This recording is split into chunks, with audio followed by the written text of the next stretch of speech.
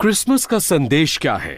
इसका सार 3 शब्दों में किया जा सकता है, जो 3 वस्तुएं हैं: पालना, क्रूस और मुकुट।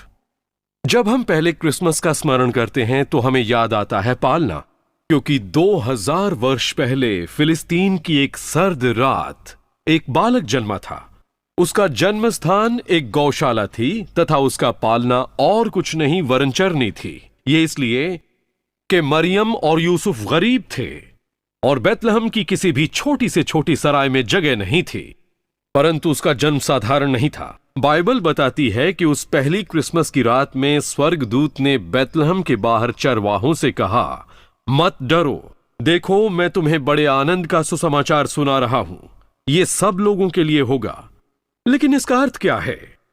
2000 साल पहले किसी बालक के जन्म लेने से हमारे संसार और जीवनों में आखिर क्या फर्क पड़ सकता है? हर युद्ध के दौरान छोटे बच्चे अपने घरों में रहते हैं जबकि उनके पिता युद्ध के लिए चले जाते हैं, और बहुत सी माताएं बच्चों के मन में पिता की याद ताजा रखने की पूरी कोशिश करती हैं।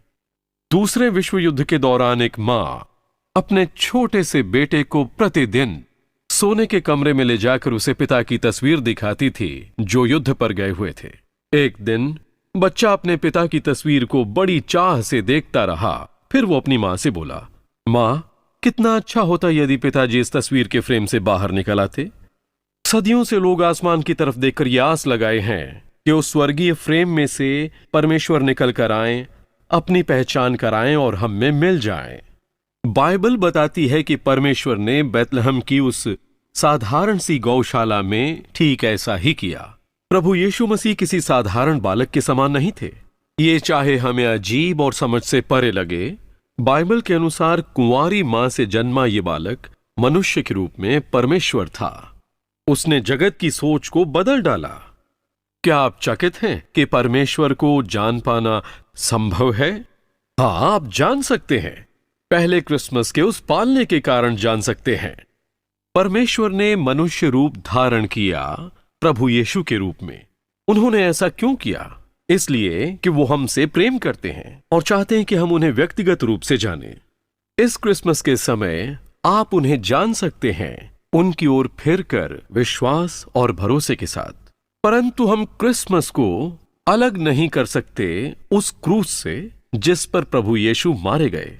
प्रभु यीशु इस जगत के सबसे बड़े शिक्षक रहे हैं, परंतु उनके आने का प्राथमिक उद्देश्य परमेश्वर और मनुष्य का मेल कराना था। उनके जन्म की घोषणा करने वाले स्वर्गदूत ने कहा, वो अपने लोगों का उनके पापों से उद्धार करेगा। प्रभु यीशु स्वयं अपनी मृत्यु के विषय में कहते हैं, इस अंत के कारण मैंने जन्म लिया। इसके वर्षों बाद प्रेरित पौलुस ने लिखा, मसीह यीशु पापियों के उद्धार के लिए संसार में आए। जब आप समाचारों की सुर्खियां पढ़ते हैं या खबरों को सुनते हैं तो आप ये महसूस करते हैं कि मनुष्य जाति में कहीं कुछ गंभीर समस्या है। घृणा, वासना, लोभ, हिंसा, ईर्ष्या और भ्रष्टाचार हजारों रूप में रोज हमारे सामने प्रकट हो जाते हैं। मनुष्य एक विरोधाभास के समान है, जहां एक तरफ वो प्रदर्शित कर सकता है भलाई, प्रेम, कृपा और करुणा, वहीं दूसरी तरफ उसके हृदय और दिमाग में हर प्रकार का विद्रोह, दुष्टता और पाप भरा पड़ा है। आज के संसार की सबसे बड़ी समस्या राजनीतिक नहीं है, न ही सामाजिक और आर्थिक है। सबसे बड़ी समस्या है मनुष्य हृदय।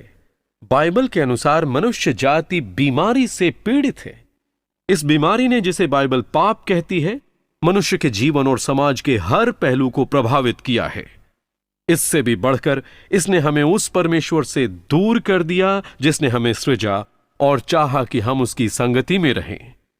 चाहे हम क्रूस की उस मृत्यु को पूरी तरह न समझ पाएं, परंतु ये परमेश्वर की इच्छा थी कि हम उसके पास वापस लौट आएं। मसीह द्वारा हमारे पापों की क्षमा संभव हो पाई। हमें हमारे पापों की क्षमा मिल सकती है तथा परमेश्वर से हमारा मेल हो सकता है केवल उस क्रूस के कारण। आप देख सकते हैं कि क्रूस और पुनरुत्थान मनुष्य की एकमात्र आशा है। ये महत्वपूर्ण घटना जो 2000 वर्ष पहले हुई थी।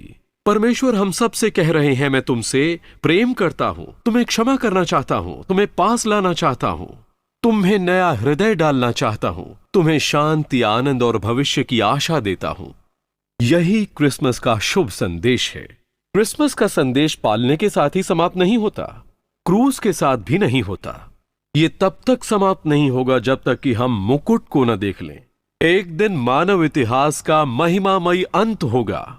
बाइबल के अनुसार मसीह का दोबारा आगमन होगा, परमेश्वर के राज्य को अंतिम और निर्णायक विजय दिलाने के लिए। हाँ, भविष्य के लिए आशा है, क्योंकि यीशु मसीह राजाओं के राजा और प्रभुओं के प्रभु की तरह आएंगे। न्यूयॉर्क में स्थित संयुक्त राष्ट्र की इमारत के ऊपर पत्थर की स्लेट पर एक पद अंकित है भविष्य के विषय में, बाइबल की यशाया पुस्तक में से, जो अभी तक पूरा नहीं हुआ। लिखा है, वो अपनी तलवारों को पीटकर हल्का फाल और अपने भाले को हंसिया बनाएंगे। फिर कोई देश दूसरे के विरुद्ध न तलवार उठाएगा और न लोग भविष्य में युद्ध की विद्या सीखेंगे।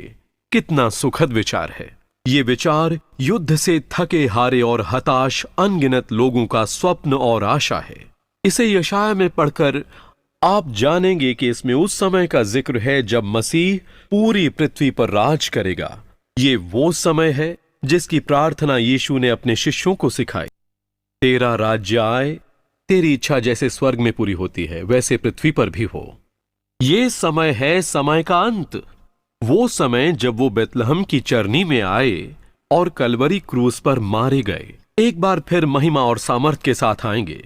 इतिहास जैसा कि हम जानते हैं एक दिन समाप्त हो जाएगा, परंतु वो एक क्षण शानदार शुरुआत का भी होगा। प्रेरित पतरस ने लिखा है, वो जो बेतलहम में आया था फिर आएगा और उसके साथ एक नया आकाश और पृथ्वी होगी जिसमें धार्मिकता वास करेगी। ये सब कुछ और इससे भी कहीं बढ़कर है आशा और क्रिसमस की खुशी। मैं चाहता हूं कि आप मेरे साथ उस छोटी सी प्रार्थना को दोहराएं जो मैं करना चाहता हूं। हे प्रभु, मैं